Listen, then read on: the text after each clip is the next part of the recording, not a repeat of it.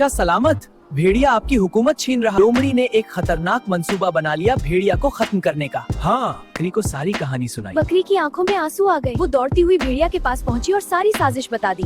बहुत शुक्रिया, मैं फौरन हाजिर होता हूँ। एक सरसब्ज और निहायत खूबसूरत जंगल था, जिसके बीचों बीच एक चमकता हुआ दरिया बहता था।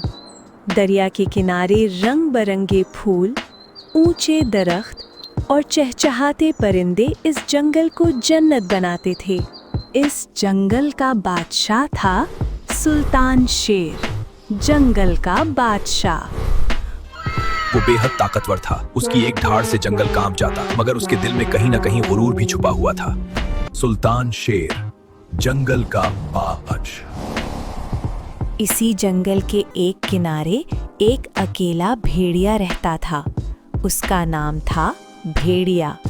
सब जानवर उसे बदनाम समझते थे, मगर हकीकत ये थी कि उसका दिल सबसे ज्यादा नर्म था। दरिया के पास एक प्यारी और मासूम बकरी रहती थी। वो रोज दरिया के किनारे घास चरने आती और सबसे मोहब्बत से बात करती, मगर जानवर उसे कमजोर समझते थे। एक दिन दरिया में अचानक तेज बहाव आ गया। बकरी का पांव फिसला और वो दरिया में गिर गई। बकरी घबराकर चीखने लगी। दूर खड़ा भेड़िया ये मंजर देख रहा था। लोग कहते थे भेड़िया बुरा होता है, मगर उस दिन उसने सबको गलत साबित कर दिया। भेड़िया दौड़कर दरिया में कूदा, अपनी पूरी ताकत लगाई और बकरी को बाहर निकाल लिया। बकरी की आंखों में आंसू थे, मगर चेहरे पर मुस्कुराहट। इसी दिन से वो भेड़िए को भाई कहकर बुलाने लगी। वक्त गुजरता गया। भेड़िया रोज किसी न किसी की मदद करता। कभी जख्मी हिरन, कभी गुमशुदा खरगोश। आहिस्ता आहिस्ता जंगल के बच्चे उसे हीरो समझने लगे। ये सब देखकर सुल्तान शेर के दिल में हसद पैदा होने लगा। वो सोचने लगा, लोग मुझसे ज्यादा भेड़िया को क्यों चाहते हैं? लोग मुझसे ज्यादा भेड़िए को क्यों चाहते हैं? इसी जंगल में एक चालाक लोमड़ी रहती थी। लोमड़ी, उसने शेर बादशाह के दिल की जलन भांप ली। वो शेर के पास जाकर बोली, शेर बादशाह सलामत। भेड़िया आपकी हुकूमत छीन रहा है। शेर का गुरूर और बढ़ गया। लोमड़ी ने एक खतरनाक मंसूबा बना लिया भेड़िया को खत्म करने का। हाँ, सुल्तान शेर ने आपको शाही दावत पर बुलाया है। बहुत शुक्रिया, मैं फौरन हाजिर होता हूँ। मगर बकरी का दिल घबरा गया। उसने कहा, भाई भेड़िया, मुझे कुछ ठीक नहीं लग रहा। भेड़िया मुस्कुराकर बोला, अगर नीयत साफ हो तो डर कैसा? उसी दिन एक हिरन घास चर रहा था। उसने दरख्तों के पीछे से शेर और लोमड़ी की सारी बातें सुन ली।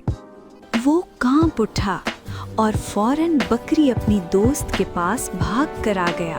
बकरी को सारी कहानी सुनाई। बकरी की आंखों में आंसू आ गए। वो दौड़ती हुई भेड़िया के पास पहुंची और सारी साजिश बता दी। भेड़िया खामोशी से सुनता रहा, फिर मुस्कुराकर बोला, कोई परेशानी नहीं, सच हमारे साथ है, हम अकेले नहीं जाएंगे।